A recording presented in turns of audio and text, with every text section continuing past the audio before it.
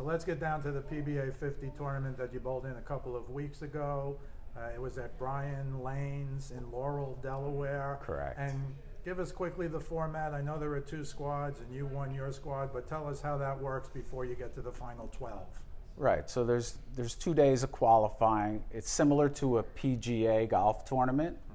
You have qualifying days, and then if you qualify, you move on and you move forward to the match play or the next step. So there's 8 games of qualifying on each squad. There's 2 squads. Just the number of lanes dictates how many squads there are. If it's a big house, you might only have 1 squad of 8 games. But this squad, this house only had 16 lanes, so there was 2 squads. The first squad, which I was in, started at 9 a.m. You're bowling for about 5 hours, 8 games. You keep moving different pairs every game, so you don't bowl any games on the same pair. You're bowling on a sport shot, which is the Johnny Petraglia 37 feet shot. And I started off okay. I started with a 235. We went to a pair that was very difficult, and in practice everybody knew it was going to be difficult, so I was hoping to be 200, and I said if I get a 200 I'll be okay. So I shot a 180, a 185. But I knew that was going to be okay, so I'm still okay. I go to the next pair, which is 7 and 8. So I started on 3 and 4, so we were just going 7, 8, 9, 10. 3 and 4, I shot a 230.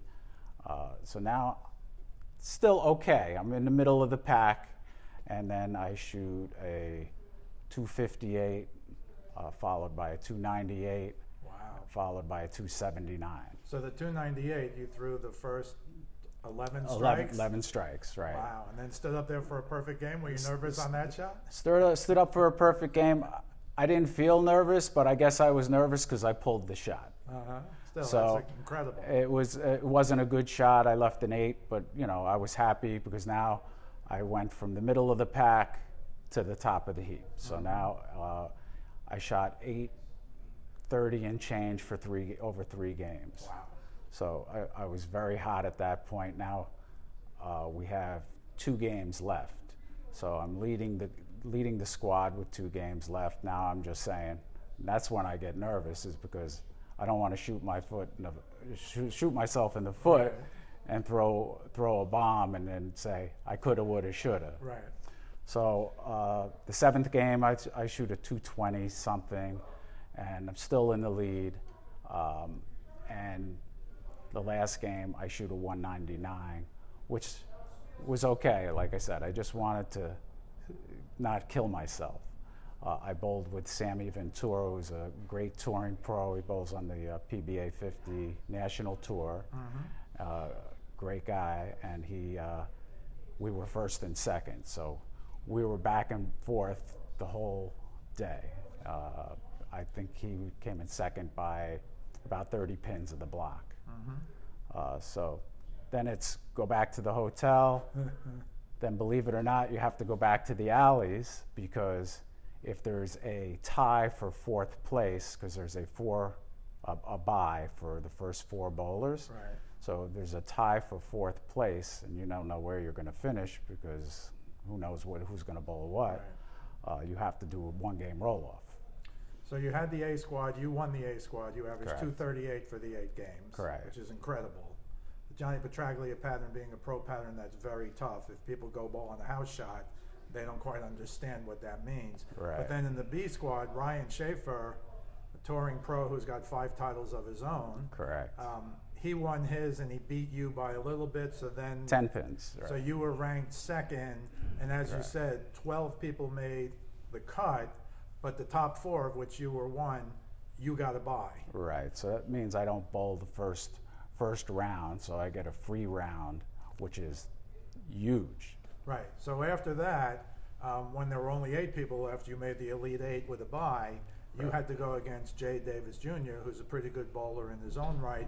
And that was 2 out of 3. Someone had to win 2 games out of 3 Correct. to advance to the Final 4. So tell us what happened in the Jay Davis match, 2 out of 3 games. So the Jay Davis match, I pretty much got a slow start, spare, strike, miss a spare. So now the tension builds. When you miss a spare, as you know, as a bowler, it rattles you a bit. So my carry suffered because of it.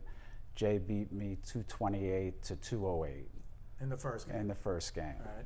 So I'm not sure it was 228, it could have been 238, but it was thereabouts. Now I'm 1 game elimination. It's 2 out of 3, so if I lose the next game, I go home. Fortunately, in the second game, I was grinding back and forth, just spare, strike, spare, strike. I'm going on a 190 to a 200 pace, which most cases may not be good enough. However, Jay was struggling as well. So he finishes first with a 194. I have a strike up in the 9th frame.